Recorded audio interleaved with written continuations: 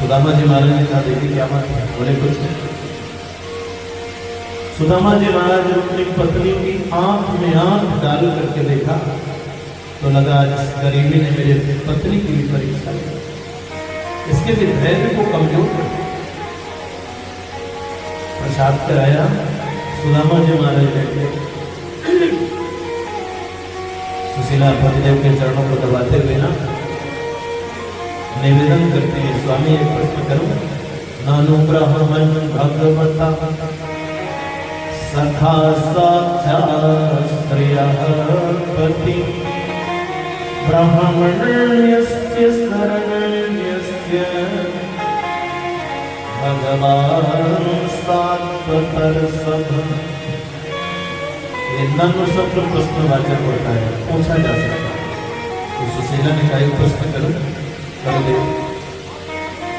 सुनेगा जो द्वारिका के राजा भगवान श्री कृष्ण आपके बचपन के मित्र, हाँ देते, केवल मित्र कौन नहीं, लंगोटिया जाता। एक समय था दोनों लोग एक साथ पढ़ते, उठना बैठना भी एक साथ। अध्ययन पूर्ण होने के बाद वो द्वारिका का राजा हो गया, मैं अपने कुटिया का राजा। महाराजा की कभी इच्छा नहीं मिलने होती, जब भी मिलने की इच्छा होती है ध्यान लगा के मिलता हूँ, चला। ब्राह्मण्य से क्या वो ब्राह्मणों के भक्त नहीं है, बोले हैं। शरण्य से क्या शरणागत वत्सल नहीं है, बोले बोली। बताया जब मैं विद्यालय जा रहा था तो मेरे पैर में कांटा लगा, आवाज लगाई और तो कोई नहीं आई, लेकिन कन्हैया सुने तो पहुंच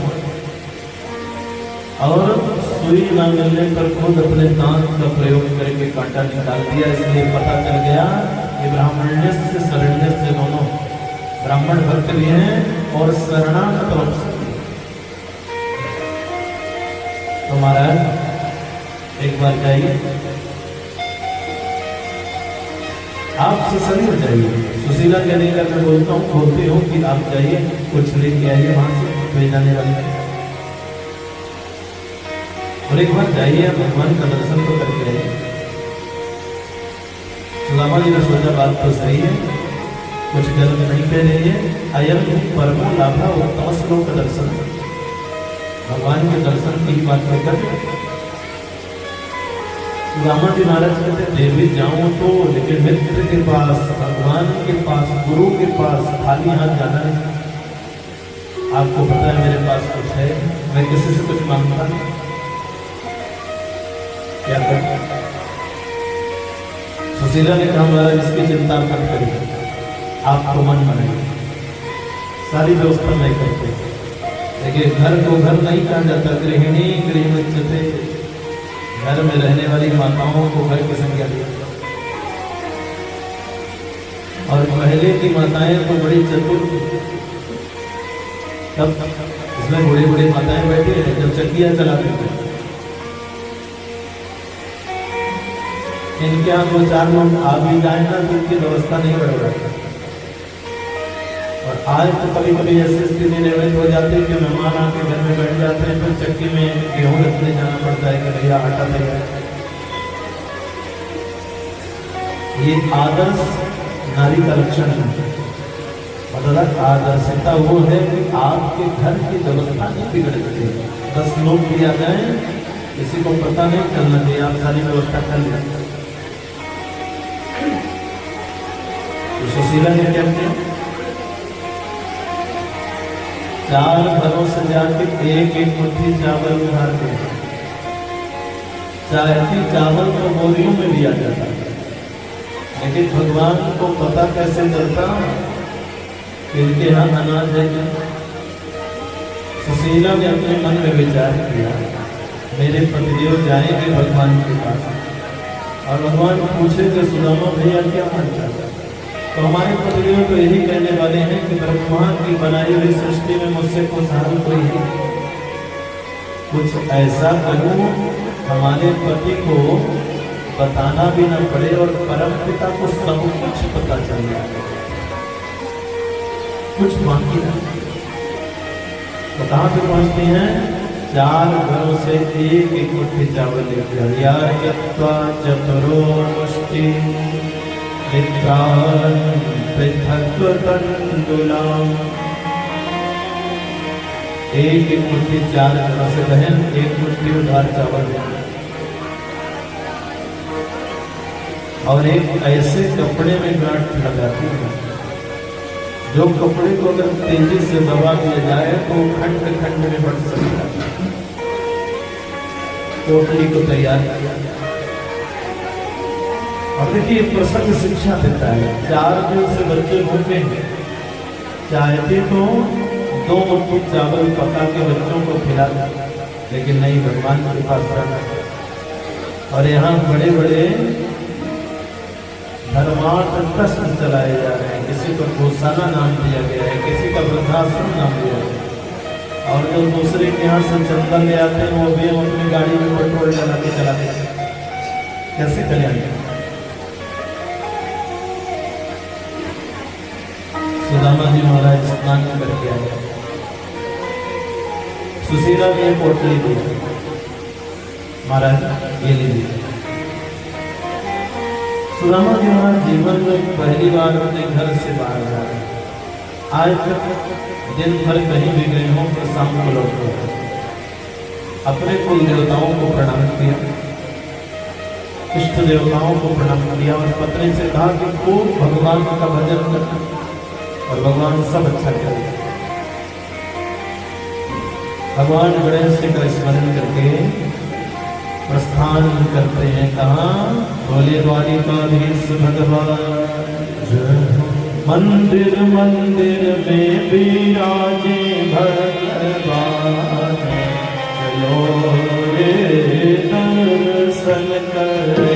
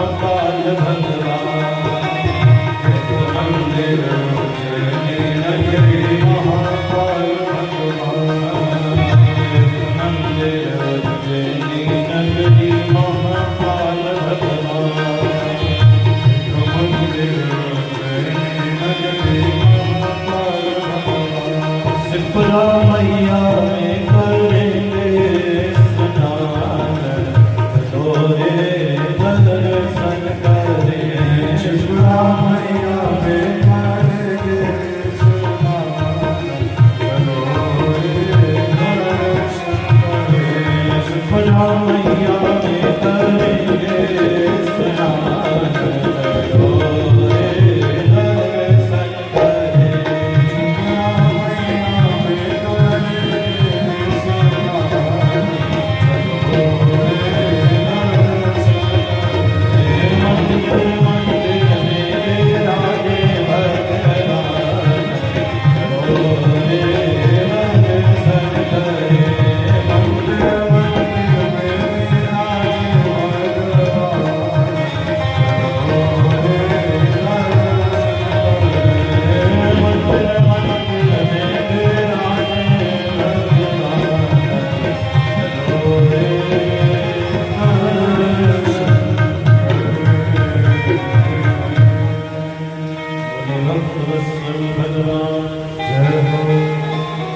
हरिनाम स्मरण करते हुए ब्रह्मा देवता प्रस्थान करते हैं।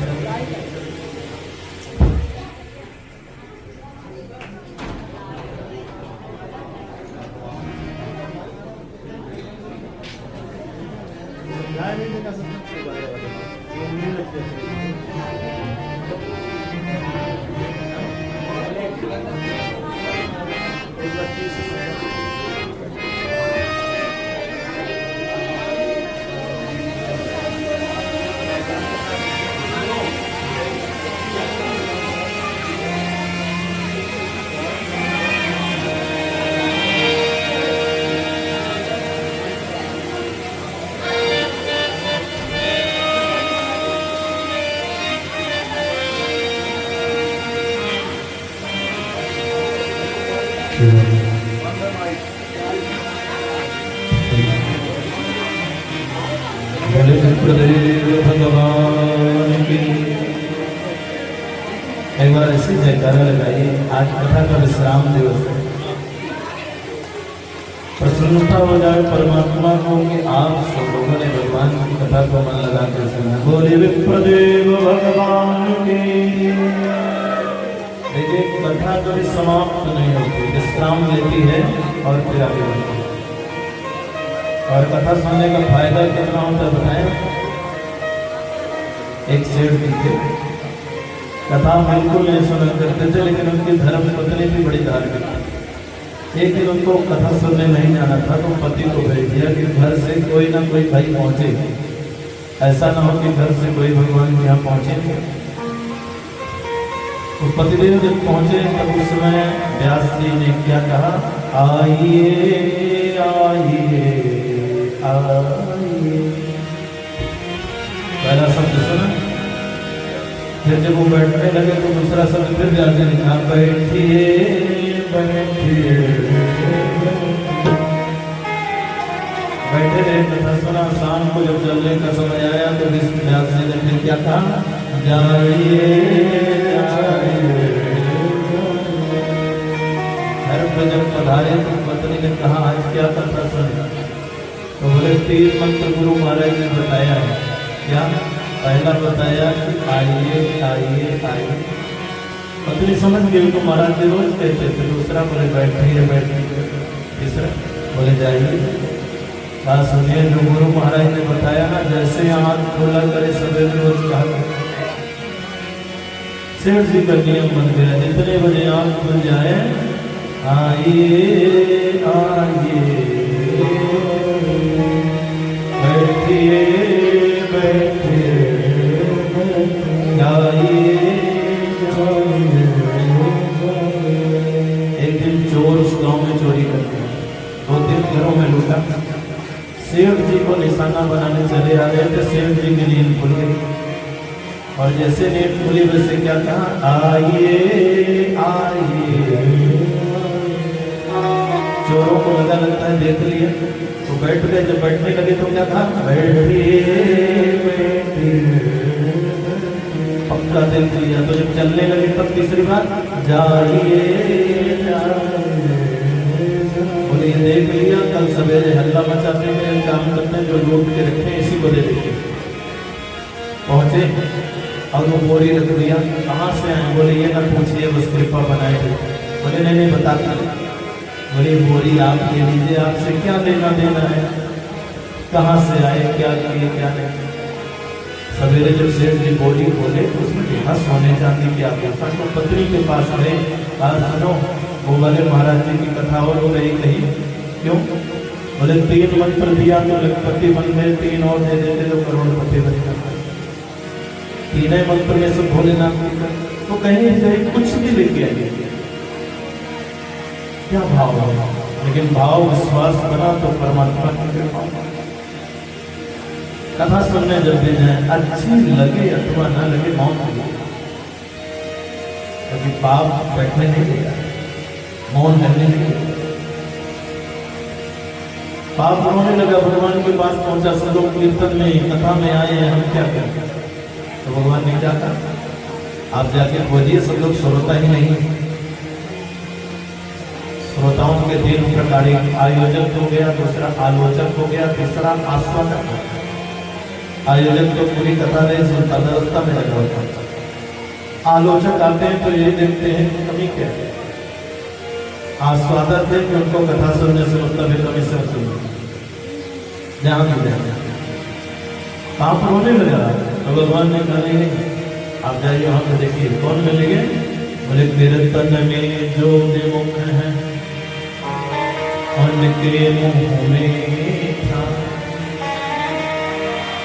जो भगवान की कथा और कीर्तन से विमुख हो ना, उनको सुनने मत दो, तो पाप आके बैठ जाता है। इसलिए जब भी कथा प्रांगण में आइए, पूरब जन्म के पाप ते हरिचर्चा। बड़े सौभाग्यशाली हैं आप सब लोग। उद्धार केंद्रित ग्रंथ श्रीमद् भागवत जैसे कथा सार को श्रवण करने का सौभाग्य मिल जाए। कथा कुछ न कुछ तो लेके जाना चाहिए, जो लेके जाएंगे वही फायदा होगा। सुदामा जी महाराज चले तो, लेकिन कभी द्वारिका आए नहीं थे, भटक गए। वैसे बहुत दूर तो नहीं, लेकिन पहुंच के कहाँ पहुंच गए, रामेश्वर। वहां हर हर महादेव की आवाजाही लगा, ये द्वारिका होता तो राधे राधे। किसी से पूछ लिए कौन सी जगह, बोले ये तो रामेश्वर। अभी द्वारिका कितनी दूर है, बोले बाबा वो तो पीछे छोड़ के आते हैं। सुदामा जी को लगा देवादिदेव महादेव का ही आशीर्वाद पहले लेते गए, समुद्र में डुबकी लगाई, 22 कोपों में स्नान, लाइन में लग गए दर्शन। पुजारी जी ने आवाज लगाई, ये वो धाम है जहाँ जिसकी मनोकामना पूर्ण करने की शक्ति प्राप्त होती है। जिसकी जो मनोकामना है स्मरण कर लीजिए। सुदामा जी महाराज कहते हैं कि बाबा बेटा बेटी नहीं थे, धन दौलत नहीं थे, कन्हैया से मिलने की चाह है, बस नहीं पूरी होनी चाहिए। पुजारी जी कहते हैं जो हो मनोकामना पूर्ण करें। तो प्रभु श्री राम ने जब यहाँ पे स्थापना की थी तो रामेश्वर स्थापना कर बोल उठे श्री राम, सब मिलकर सरस्वती कर तो पूर्ण हो। त्रिनेत्रधारी त्रिपुरारी भोले शंकर बम बम बम, शशिधारी व्याल बिहारी भोले शंकर बम बम। त्रिनेत्रधारी त्रिपुरारी भोले शंकर बम बम बम, शशिधारी व्याल बिहारी भोले शंकर बम बम बम। अंधक को गणपति पत्नी हो भोले शंकर बम बम बम, शुक्र शुक्र पद्माहर की हो भोले शंकर बम बम बम, भोले शंकर बम बम बम, भोले शंकर बम बम बम, भोले शंकर बम बम,